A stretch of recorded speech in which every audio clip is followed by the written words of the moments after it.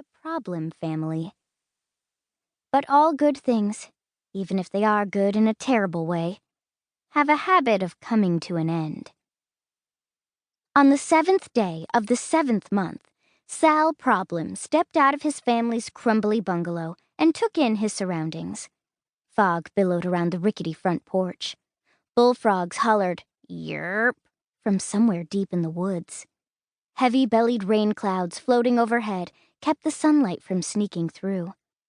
Sal smiled and said, "Beautiful."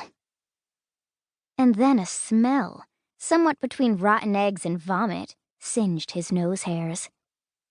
Sal pulled the collar of his shirt over his nose. "Toot, where are you?"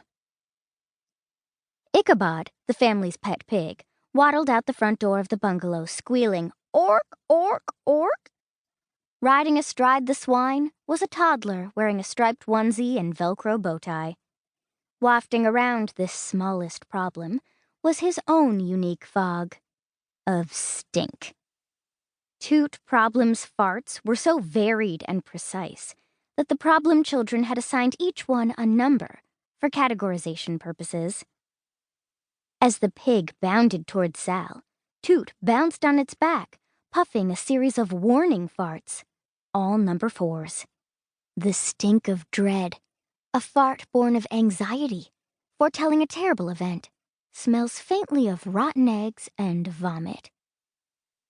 Sal's nose wrinkled. "You should get an award for that one. It's stank-tastic. What's got you worried?" But then Sal remembered what day it was. Sunday. Her day. The day his oldest sister forced all her siblings to take a bath. "Tootykins!" called a sunshiny voice from inside. "Your turn!" "It's okay, kid," Sal said with a shiver. "I'll launch you into the woods."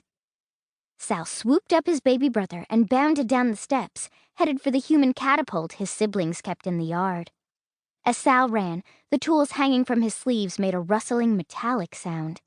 A small rake, a shovel, razor-sharp shears, and trowels all clinked, scraped, and tinged as he moved. But Toot shook his head and pointed to the ground. "Oh!" Sal jumped as a cool, slimy tangle of ivy brushed past his ankle. More ivy, green tendrils, long and thin as spaghetti noodles, crept through the fog and toward the front porch. The plant was moving fast. He'd never seen it do this before, and that frustrated him. At 13, Sal, Saturday's child, thrived on hard work and was an astute gardener. He specialized in strange, exotic, and smelly plants. But this was an anomaly. "Weird," Sal said as long vines of wrangling ivy slithered up the porch steps. If Sal had engineered the planting just right, and he always did, the wrangling ivy would eventually grow 100 feet long. It would be able to trap a human and pull him or her zigzaggedly across the garden. He sighed with longing as he imagined the ivy catching his siblings someday.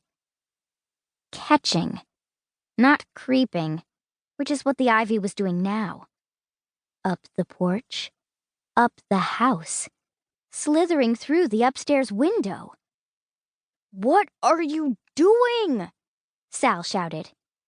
The plant didn't answer, of course. But Sunday Problim did.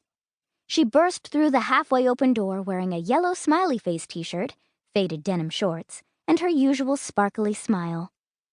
"Problims? Pile up," she shouted. "Let's play a game called Clean the House Spotless." And with that, the house blew up. Boom! The noise was so loud and sharp that it sounded as if someone had whacked the sky with an axe.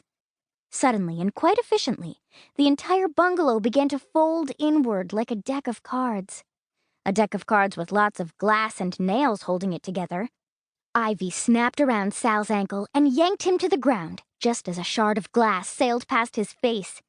More ivy snapped down around each problem, boy, toddler, pig, Sunday, and yanked them in a quick streak across the garden,